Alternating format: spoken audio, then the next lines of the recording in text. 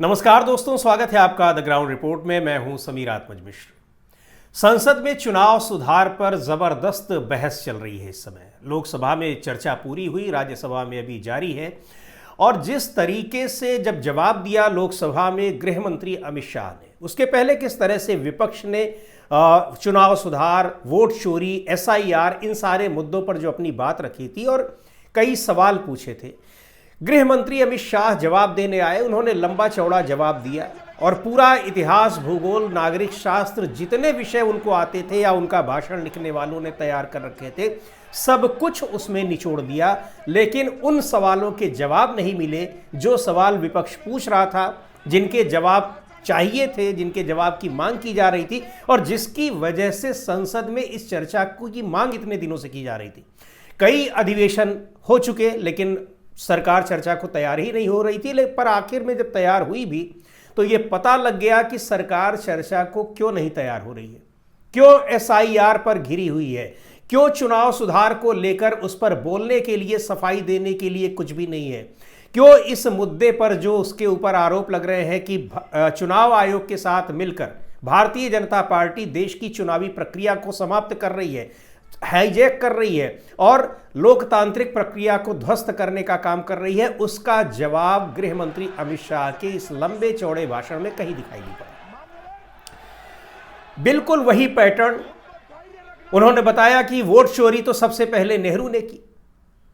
अब आप ये देखिए कि ये पूछा जा रहा है, वोट चोरी को लेकर जो तीन प्रेस कॉन्फ्रेंस की है राहुल गांधी ने, आए दिन बताए जा रहे हैं कि कैसे हो रही है। उत्तर प्रदेश में समाजवादी पार्टी कितने एविडेंस लाकर दिखा दिया है, प्रमाण, उसमें CCTV फुटेज और जितने भी प्रमाण हो सकते हैं चुनाव आयोग के सामने। महाराष्ट्र में, हरियाणा में, कर्नाटक में, बिहार में, इन सारी जगहों के इतने सारे प्रमाण हैं। लेकिन गृह मंत्री और इनका जवाब पूछा जा रहा है कि ये सारी चीजें अगर होंगी तो चुनाव की जो प्रक्रिया है, जो चुनाव आयोग का दायित्व है, वो कैसे पूरा कर पाएगा और देश में हम जो लोकतांत्रिक व्यवस्था हमारी बनी हुई है उसको हम कैसे बचा पाएंगे, क्योंकि ये तो ध्वस्त करते जा रहे हैं।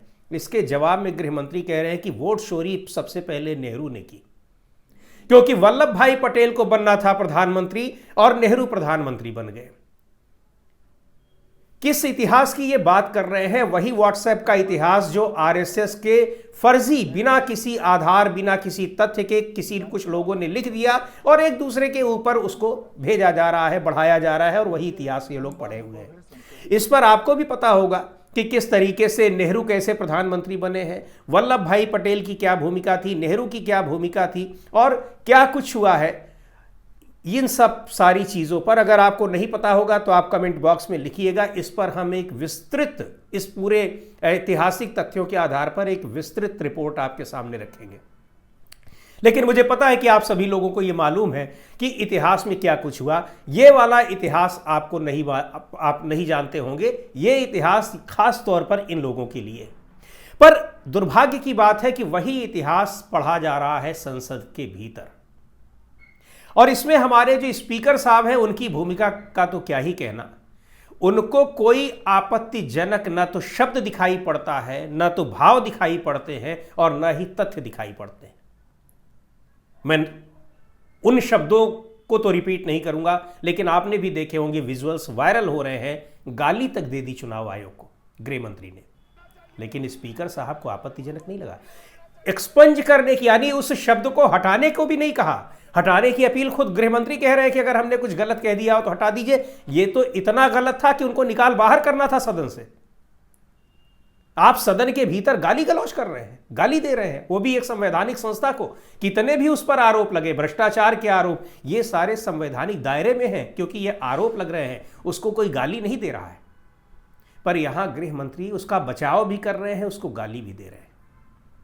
खैर, मामला वो नहीं है, हम उस चीज में नहीं जाते हैं। वो आपने भी देखा होगा, आपको भी पता लग गया होगा कि क्या स्टैंडर्ड है गृह मंत्री का, क्या स्टैंडर्ड है प्रधानमंत्री का और क्या स्टैंडर्ड बनाकर रखा है इन्होंने संसद का, संसदीय परंपराओं का और देश की लोकतांत्रिक व्यवस्था का। पर बात यह है कि जो सवाल आपसे पूछे गए और जब सवाल के जवाब नहीं आ रहे, तो पहला उन्होंने बताया कि 3 बार वोट चोरी हुई। पहला नेहरू ने की और दूसरा इंदिरा गांधी ने की। उन्होंने बता रहे हैं कि वो उन्होंने उस तरीके से की, और ऐसे ऐसे वो अपने उदाहरण देते चले जा रहे हैं। उनसे सवाल पूछा तो नाराज हो गए राहुल गांधी, लोकसभा में नेता प्रतिपक्ष, और कहा गृह मंत्री जी आप उन सवालों के जवाब दीजिए जो हमने पूछे हैं, और मैं आपको चैलेंज करता हूं कि किसी भी फोरम पर, किसी भी प्लेटफॉर्म पर मैंने जो 3 वोट चोरी को लेकर जो 3 प्रेस कॉन्फ्रेंस की है उन पर आप हमसे बहस कर लीजिए, आप डिबेट कर लीजिए। एक दिन पहले भी जब राहुल गांधी का भाषण हुआ था तो संसदीय कार्य मंत्री किरण रिजिजू ने कहा था कि हम तो सुन रहे थे कि ये कुछ सवाल पूछेंगे, कुछ सुझाव देंगे, लेकिन हमारे समझ में ही नहीं आया कि इन्होंने बात क्या कही। राहुल गांधी के भाषण में उनको कुछ समझ में ही नहीं आया। तो खैर, राहुल गांधी ने अपना वो भाषण अंग्रेजी में दिया था। उसके बाद उन्होंने लगातार कई ट्वीट किए और ये बताया कि मैंने क्या कहा है, और जो मैंने सवाल पूछे हैं वो सवाल हमारे जवाब हमको चाहिए। उनमें उन्होंने कई चीज़ें कही थी कि पहली बात तो ये है कि जो CJI, जो ये चुनाव आयुक्तों के नियुक्ति की जो प्रक्रिया है, जिसको अभी पिछले दिनों सरकार ने बनाया, और उसी नियुक्ति प्रक्रिया के तहत ये मुख्य चुनाव आयुक्त और बाकी जो 2 चुनाव आयुक्त हैं उनकी नियुक्ति की गई है। इस प्रक्रिया में पहले प्रधानमंत्री होते थे, नेता प्रतिपक्ष होते थे और चीफ जस्टिस ऑफ इंडिया होते थे। या चीफ जस्टिस ऑफ इंडिया अगर चाहे तो अपने किसी और वरिष्ठ जज को नियुक्त कर सकते थे, उसमें अपना रिप्रेजेंटेटिव बनाकर भेज सकते थे। यानी इन 3 लोगों के जरिए निर्वाचन आयुक्तों का चयन होगा।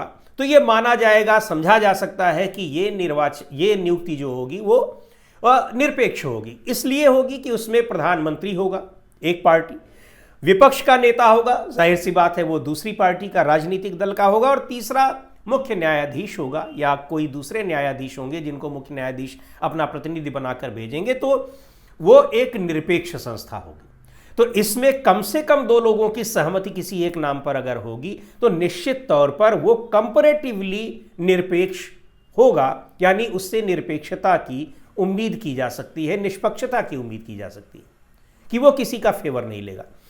सरकार ने नियम बनाया और उसको सुझाव को खारिज कर दिया, नया नियम बनाया, कानून बनाया इनकी नियुक्ति की प्रक्रिया से। उसमें पहला प्रधानमंत्री होंगे, दूसरा गृह मंत्री होंगे या प्रधानमंत्री चाहे तो किसी और कैबिनेट मंत्री को बना दे, और तीसरा लोकसभा में नेता प्रतिपक्ष।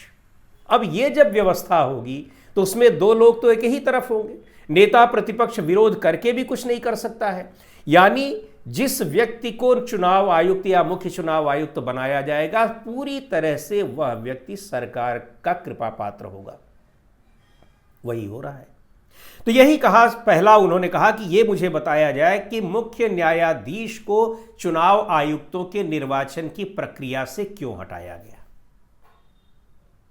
उसके बाद उनके जो सवाल थे, और तीसरी बात यह कि और भी सवाल पूछे गए कि आखिर SIR का जो कानून नियम बनाया है चुनाव आयोग ने, ये नियम बनाने की पावर उसको कहां से आई, क्योंकि जो संविधान में लिखा हुआ है कि निर्वाचन से संबंधित, निर्वाचन की प्रक्रिया को संचालित करेगा चुनाव आयोग, ये उसकी जिम्मेदारी है। निर्वाचन से संबंधित कोई नियम नहीं बनाएगा। निर्वाचन से संबंधित नियम बनाने का अधिकार संसद को है, आर्टिकल 327 में स्पष्ट रूप से कहा गया है। तो यह पूछा कि आखिर ये अधिकार चुनाव आयोग को किसने दिया, या फिर चुनाव आयोग ने अगर ये अधिकार अपने आप ले लिया है तो इस पर किसी को कोई आपत्ति क्यों नहीं हो रही है। ये सारे सवाल रखे गए और कि किस तरीके से हो रहा है। और दूसरी बात ये कि जब बिना कोई सवाल अगर नहीं मिल रहा था तो उनका जवाब देने के लिए अनाप शनाप बातें जब कर रहे थे गृह मंत्री अमित शाह, तो राहुल गांधी खड़े हुए और कहा कि आप मुझसे तीनों प्रेस कॉन्फ्रेंस पर आप जब चाहें जहां चाहें आप मुझसे डिबेट कर सकते। कोई जवाब इसका नहीं था। दरअसल अब कोई जवाब इसका नहीं है। निश्चित तौर पर इसमें कई चीजें स्पष्ट हो रही हैं कि आखिर क्यों नहीं जवाब दे पाए। क्या जवाब दे पाएंगे? मुख्य न्यायाधीश को क्यों निकाल दिया गया? मुख्य न्यायाधीश अगर रहते तो कम से कम जो भी व्यक्ति, हालांकि उससे एलिजिबिलिटी को जो पूरा करता होगा, एक उसकी योग्यता निर्धारित की गई है कि कौन बन सकता है चुनाव आयुक्त और मुख्य चुनाव आयुक्त, उस योग्यता को पूरा करने वाला कोई भी व्यक्ति अगर बनता तो इतनी आसानी से सरकार तो अपने किसी व्यक्ति को बैठा नहीं सकती थी। वहां मुख्य न्यायाधीश होते और यह व्यवस्था इसीलिए की गई थी ताकि एक निष्पक्ष व्यक्ति को, निरपेक्ष व्यक्ति को बनाया जा सके, जो निष्पक्षता के साथ अपने जो दायित्व है उनका वो पालन कर सके, उसको निभा सके। तो यहां क्या जवाब देंगे? अगर सीजेआई भी रहते तो ज्ञानेश कुमार जैसे व्यक्ति को, जो कि अमित शाह के अंडर में पिछले काफी समय से उनके मंत्रालय में काम कर रहे थे, उनके लिए उन्होंने बहुत कुछ काम किया है, ये विपक्ष के आरोप है, उनको कैसे बना देते? उनके नाम पर आपत्ति जताई थी राहुल गांधी ने। निश्चित तौर पर यह आपत्ति सीजेआई भी जताते या जो दूसरे न्यायाधीश उनकी जगह सुप्रीम कोर्ट के भेजे जाते, और नहीं जताते तो आप बनाते, तब फिर किसी को कहने का अधिकार नहीं था। हालांकि ऐसा नहीं कि आप बना दिए तब कोई व्यक्ति पक्षपात नहीं कर सकता है, कहेगा तब भी, लेकिन तब कम से कम यह तो नहीं कहेगा कि उस व्यक्ति को नियुक्त करने से पहले ही आपकी मंशा स्पष्ट हो गई कि आप करना क्या चाह रहे हैं। ये तो तब नहीं होता ना। तो कहा गया कि आप पहली बात तो इसको भी आप क्यों किया गया, क्यों हटाया गया सीजेआई को, और हटाया गया तो उसको संशोधन फिर से किया जाए, कारण बताया जाए और उसको फिर यहां पर रखा जाए। तो इसका क्या कारण बता सकते हैं? कोई उनके पास जवाब नहीं है। दूसरी बात यह है कि यह अधिकार किसने दिया? वास्तव में यह काम जो है, हालांकि उस पर सुप्रीम कोर्ट में भी बहस चल रही है, आर्टिकल 327 के तहत जो शक्तियां पार्लियामेंट को दी गई है उसको हड़प लिया है चुनाव आयोग ने। बहुत गंभीर मामला है, आपराधिक कृत्य का मामला है और यह संवैधानिक प्रक्रियाओं की धज्जियां उड़ाने वाला मामला है। लेकिन सरकार ने क्यों करने दिया है? इसलिए करने दिया है कि सरकार को उसमें फायदा है, वो उनके हिसाब से कर रहे हैं। बिहार में दिखाई पड़ गया कि 65 लाख वोटर्स को उन्होंने हटा दिया, उसका फायदा किसको मिल गया है, और 25 लाख वोटर जोड़ दिए, उसका फायदा किसको मिल रहा है। तो यह भी कहा गया, पूछा गया है कि जो एसआईआर किया गया है इसका वाजिब, पहली बात एसआईआर कराने का चुनाव आयोग को इस तरह से पैन इंडिया लेवल पर कोई अधिकार नहीं है। जरूरत पड़ने पर कभी कहीं किसी एक आध कॉन्स्टिट्यूएंसी में करा सकता है अगर उसकी मांग की गई हो, उसकी जरूरत उसको लग रही हो। तो यह कहा गया कि एसआईआर कराने की यह जरूरत क्यों पड़ी, उसका कारण सदन पटल पर रखा जाए, बताया जाए। कोई जवाब इसका नहीं। क्या जवाब इसका देंगे? ये सारी चीजें क्यों की गई है? निश्चित तौर पर चुनाव आयोग ने ये सारी चीजें की हैं, उससे बीजेपी को फायदा पहुंचाने के लिए की गई हैं। यही आरोप लगा रहा है विपक्ष, वो साबित हो रहा है। तो बीजेपी क्यों बोलेगी? और लोकसभा में जब इस पर चर्चा की शुरुआत में ही जो डॉक्टर संजय जायसवाल भारतीय जनता पार्टी के सांसद हैं, उन्होंने स्पष्ट तौर पर कहा कि एसआईआर जो चुनाव आयोग करा रहा है उससे हमें तो फायदा ही हो रहा है, विपक्ष को पता नहीं क्यों तकलीफ है। अरे भाई, विपक्ष को क्यों नहीं तकलीफ होगी? विपक्ष को के जो वोटर है आप चिन्हित करके उन वोटरों को वोटर लिस्ट से ही बाहर कर दे रहे हैं, और वो अधिकार आपको नहीं है फिर भी आप उसको कर रहे हैं। तो विपक्ष क्यों नहीं बोलेगा? आपको फायदा हो रहा है, आज आप नहीं बोल रहे हैं, कल आप भी उस पर बोलेंगे। तो ये कोई जवाब नहीं था तब सवालों का, आपके पास कोई तर्क नहीं थे, तो जाहिर सी बात है कि आपको घंटा डेढ़ घंटा भाषण में खींचना है तो आप बेमतलब की बातें करेंगे। लेकिन जिस तरह से जब चुनौती दी तो पहले तो गृह मंत्री काफी उखड़े और उन्होंने कहा कि मेरे बोलने का क्रम कोई और नहीं तय करेगा, लेकिन बाद में खुद डाउन हो गए और कहे कि मैं बता रहा हूं। लेकिन जवाब उनका तब भी नहीं आया और इस चैलेंज को स्वीकार नहीं किया उन्होंने। अब इससे यह साफ हो गया है कि क्यों चुनाव आयोग, एसआईआर, चुनावी प्रक्रिया, इन सारे मुद्दों पर चर्चा नहीं कराना चाहती थी सरकार, और कोई जवाब उसके पास नहीं है। अब देखना है कि इसके बाद अब क्या होता है। आज की वीडियो में इतना ही। अगले वीडियो में फिर मिलेंगे एक नए विषय के साथ, एक नए मुद्दे के साथ। द ग्राउंड रिपोर्ट के यूट्यूब चैनल को आपने अब तक सब्सक्राइब न किया हो तो जरूर कर लें। हमारी वीडियोस को लाइक करें, शेयर करें और अपने सुझाव भी हमें जरूर भेजें।